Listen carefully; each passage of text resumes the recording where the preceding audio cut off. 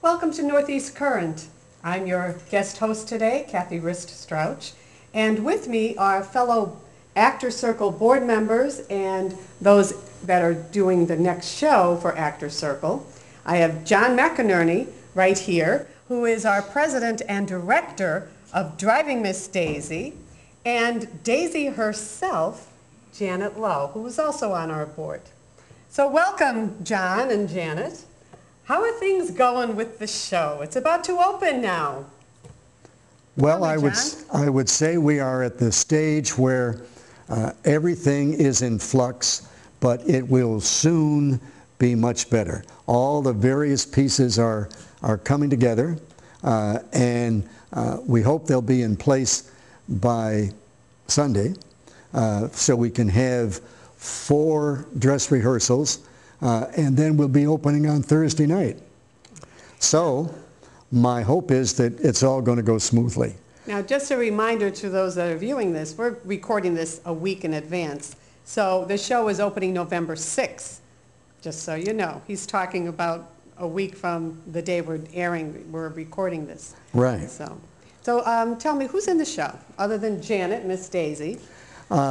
She's playing Miss Daisy, of course, and Don Thompson, who is a newcomer to theater, but not a newcomer to all kinds of musical venues in northeastern Pennsylvania.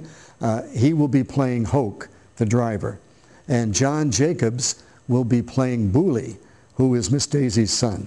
Okay, we're assuming everybody knows Miss Daisy, but Driving Miss Daisy. So just in case there's a few people out there that have never heard of the show, which was a movie as well. The play came first and then the movie, I believe. Then the movie, that's right. So they probably are familiar with the movie. If not, take a look at it. You know, they did a nice job. And then come see the play version.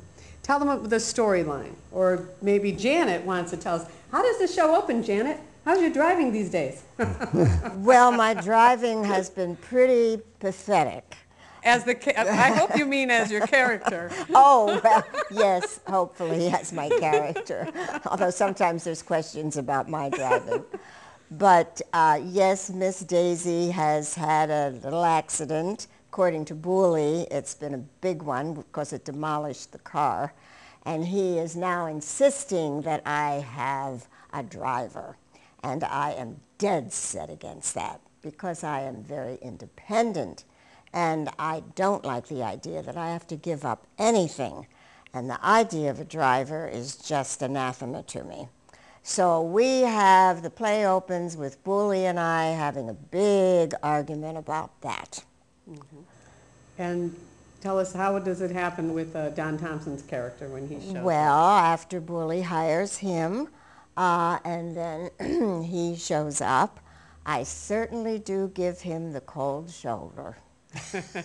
And he is a very wily person, and he is really pretty smart, and he assesses the situation pretty well and finally decides how he's going to get to me so that I will allow him to finally drive me, because I resist it. I insist I'm going to go to the Piggly Wiggly market on the trolley and carry my own groceries home, and I don't need his help. But then, and I don't want to give it away, he figures out how he's going to get to me. Aha. And I finally agree, all right, Now she just mentioned to the Piggly Wiggly and then home. the Piggly Wiggly. And that, of course, is a southern place, because do we say where this takes place in the South? It takes place in Atlanta, Georgia. What year? And it starts in 1948. And the span of the play covers 25 years so that it ends in 1973.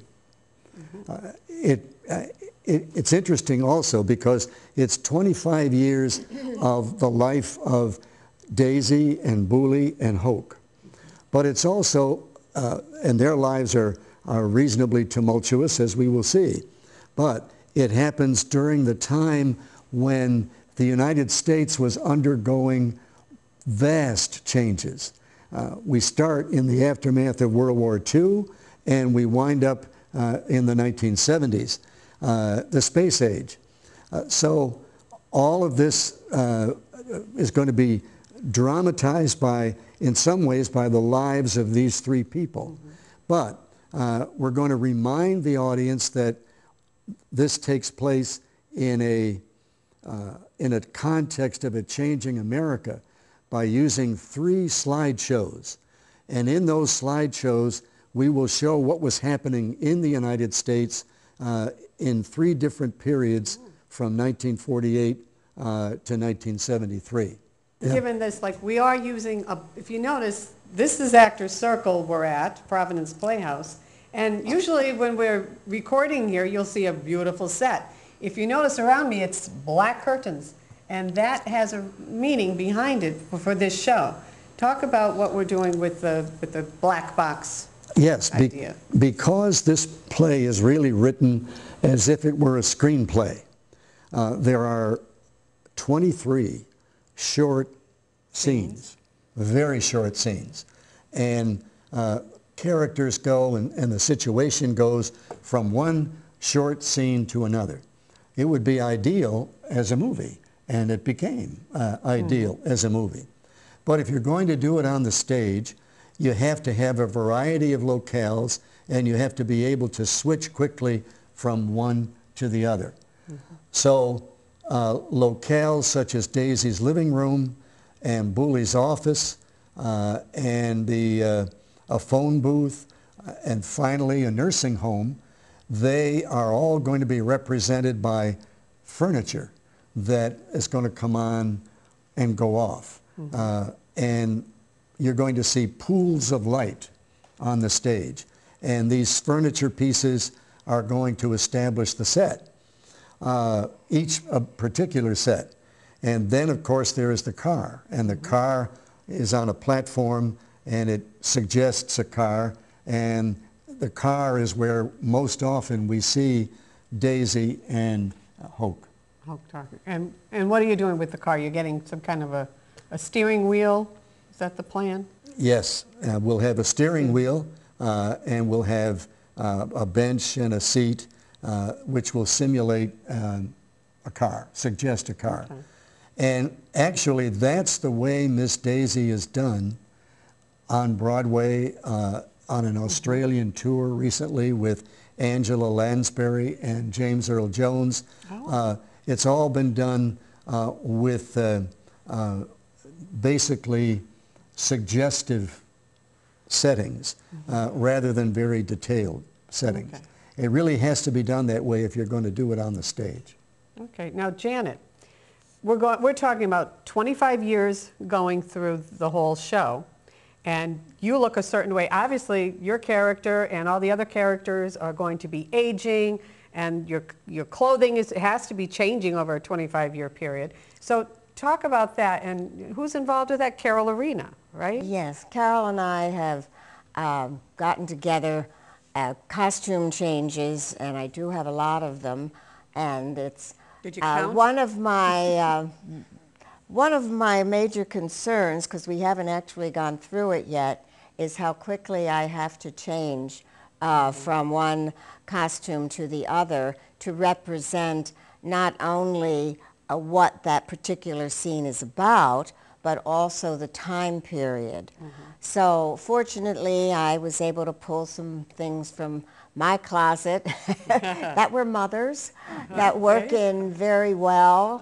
And then, you know, as I say, we move forward, and hopefully the costumes represent that. And also, I will look different because I will have different hair color. Oh, there you go.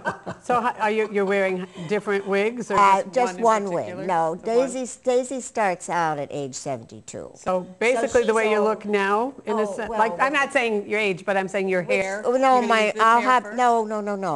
I'll have a gray wig. You're going to have a gray wig at 72? So people, back then they didn't color hair. People won't recognize me. Right. They'll say, is that Janet? I've never seen her with gray hair. I will say we do have some photos, and we'll have them here for the piece. And you look like the queen. We took the photos, and you'll have to see the picture I'll have that. You look like Queen Elizabeth in that one scene, waving the hand, goodbye, and in charge of everything. Well, people might not recognize me. Oh, they'll definitely know you by the voice, though. You can't get away from the Janet voice. So that'll help tremendously. All right, and the other person we talked briefly about is John Jacob, right? He plays the son. Boolie. Mm-hmm. And how's he doing? Oh, John is a wonderful actor and a wonderful member of the company. He throws himself into the role. He's willing to do whatever we ask him to do. And I think he's going to make a stronger Boolie than you see in the film. Oh, okay. In the film, Boolie is a rather passive figure. Okay. And I didn't want Boolie to be passive. I wanted Boolie to be a strong person, an active person. He's a very successful business person. And I wanted him to come across as somebody who loved his mother and was concerned about her, but was also irritated by her. And we all know what that's like with our parents. Sure, sure. And John does a beautiful job with that. All right, so just a reminder, this is Actor Circle presenting Driving Miss Daisy for 2 weekends, beginning November 6th, Thursday, and ending November 16 on Sunday. So it's Thursday, Friday, and Saturdays at 8 p.m., Sundays at 2 p.m. And by all means, call for reservations. The number is 570-342-9707, Actor Circle at Providence Playhouse, 1256 Providence Road in Scranton. And thank you, John and Janet, for being my guests today. And we'll be back after these messages.